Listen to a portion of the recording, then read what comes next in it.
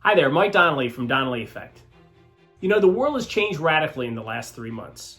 And now that there's a little light at the end of the tunnel, it's time for smart leaders to start thinking about how they'll craft their messages to welcome their team members back to work. We thought we'd offer 3 tips for engaging and inspiring your team. Number 1, craft your messages through the eyes of your team members first, and then your organization. You might use phrasing like, you might be thinking, many have asked, or you're likely feeling. Those messages help let your team members know that they come first. Number 2, here's what we know.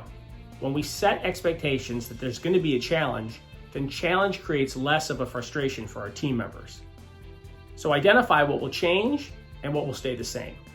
Now I'm guessing your commitment to your customers and your team members will never change.